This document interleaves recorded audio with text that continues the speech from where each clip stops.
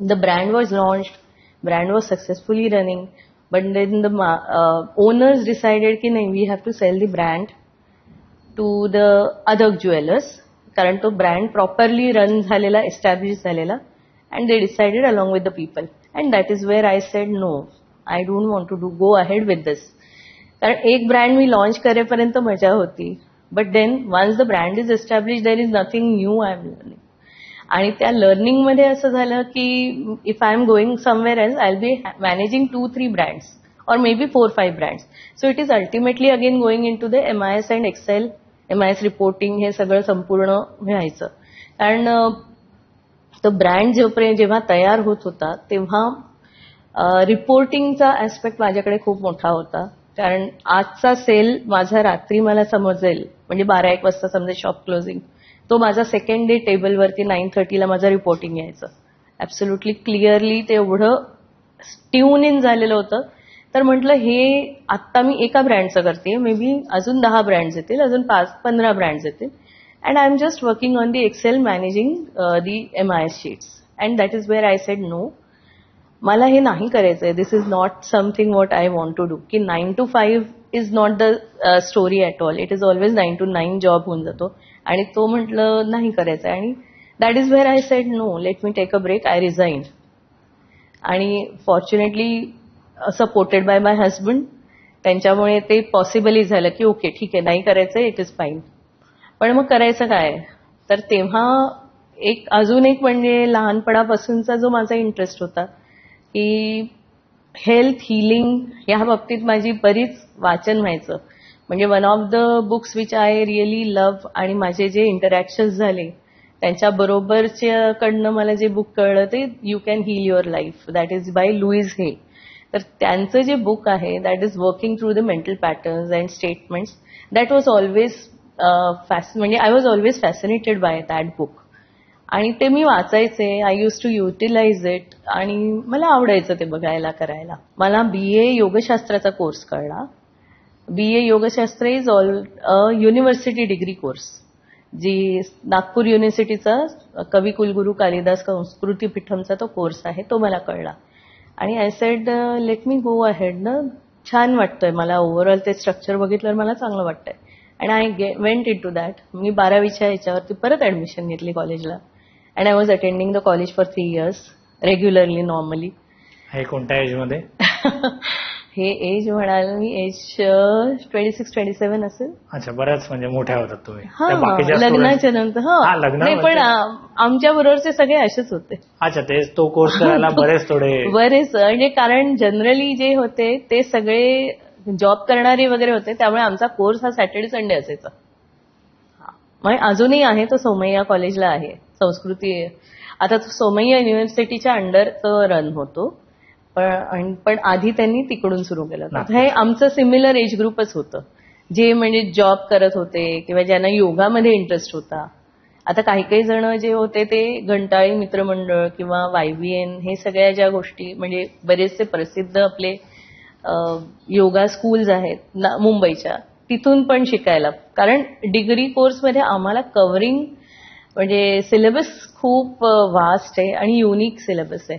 It is not just only about asana or pranayam. It is more towards the anatomical background, physiological background.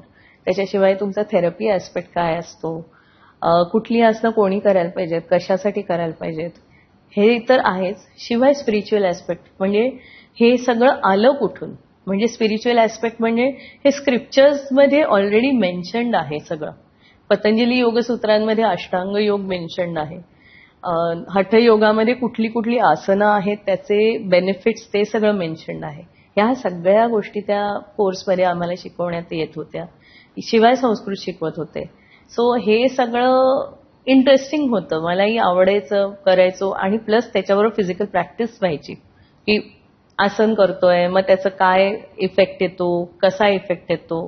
आणि simultaneously आता शिकतोय म्हटल्यावर मग शिकवायची सुरुवात झाली की चला एखादा छोटा वर्ग घेतला, किंवा आम्हाला प्रोजेक्ट्स होते की वेट लॉसचा आम्ही प्रोजेक्ट केला होता, ज्याच्यात एक स्टुडंटचा सर्वे रिव्ह्यू घ्यायचा, म्हणजे त्यांचा सर्वे घ्यायचा, त्यांचे आधीची कंडिशन, बिफोर अँड आफ्टर आपण जे म्हणतो की आधी त्यांची काय होती, योगा सेशन्स केल्यानंतर त्यांना काय वाटलं, कसं वाटलं, ह्याची आपण हे केली. नंतर त्याच्या पुढे विमेन प्रॉब्लेमसाठी ते हे सगळं सायमल्टेनियसली चालूच होतं. हे तुमच्या त्या कोर्सच्या ट्रेनिंगमध्ये होतं? ट्रेनिंगमध्येच होतं असं नाही, हे माझं पर्सनल पण त्यांनी त्याच्यात मी केलं आणि थोडंफार सिलेबसमध्ये. मग MA साठी पण तसाच प्रकार होता की MA योगशास्त्राच्या वेळेस ते अजून डिटेलमध्ये म्हणजे प्रत्येक कारण पतंजली योगसूत्र म्हणाल तर फक्त ती 196 सूत्र आहेत, पण 196 सूत्रांचं कंपायलेशन मधनं संपूर्ण मनोवैज्ञानिक म्हणजे आपण म्हणता येईल की आत्ताची psychology if you want to understand from the mind perspective it is a full proof handbook one can refer, इतकं आहे. पतंजलींच्या योगसूत्रानुसार आसनांना फक्त 3 सूत्र त्यांनी डेडिकेट केली आहेत.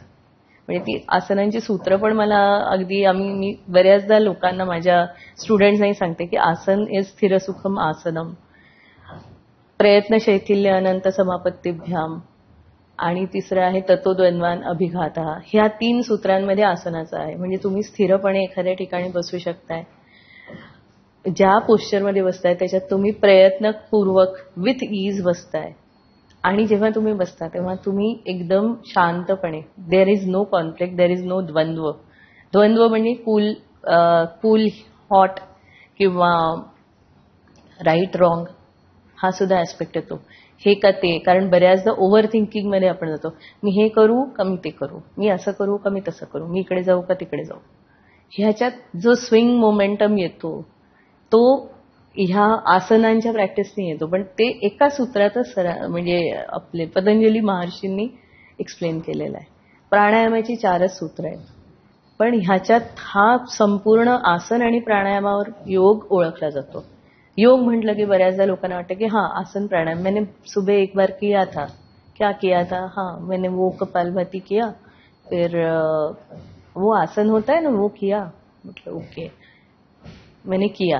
पण त्याच्यात किती पुढे इनडेप्थ मध्ये तुम्ही गेलात ह्याच्यावरती तुमची साधना ठरते, ह्याच्यावरती तुमची माइंड स्टॅबिलिटी येते, आणि एक पॉइज म्हणतो आपण जो आपल्याला गरजेचा असतो to take our decisions in our life, where you really need to sit back, where you really need to pause and see how it is going to happen, and you are balanced in any situation. जिथे आपल्यासमोर काहीही घडतंय पण तुम्ही balance प्रमाणे राहू शकताय, आणि without neutrally with detachment you are able to give that understanding. तो पॉइंट अक्रॉस, जेव्हा हे स्पेसिफिकली मी सांगेन कॉर्पोरेट स्ट्रक्चर्समध्ये मी हे स्पेसिफिकली सांगेन की समोर एवढं काय काय चाललेलं असतं, त्याच्यात आपलं कूल डाऊन, आपलं मोमेंटम ठेवणं आणि आपलं मेंटल इमोशनल हेल्थ ठेवणं, हा जो भाग येतो हा त्याच्यात खूप सुंदर पद्धतीने हँडल होऊ शकतो. तुम्ही हा व्हिडिओ इथपर्यंत बघितलात म्हणजे हा नक्की व्हिडिओ तुम्हाला आवडलाय. ह्याचा पूर्ण पॉडकास्ट आपल्या मेन यूट्यूब चॅनलवर आहे, ज्याचं नाव आहे वन टेक विथ अनिकेत. हे चॅनल तुम्ही नक्की फॉलो करा, आणि इंस्टाग्रामवर आम्ही बऱ्याच रील्स ह्या व्हिडिओच्या अपलोड केलेल्या आहेत, त्या पण तुम्ही सगळ्या बघा, आणि वन टेक विथ अनिकेत हे इंस्टाग्राम चॅनल पण फॉलो करा.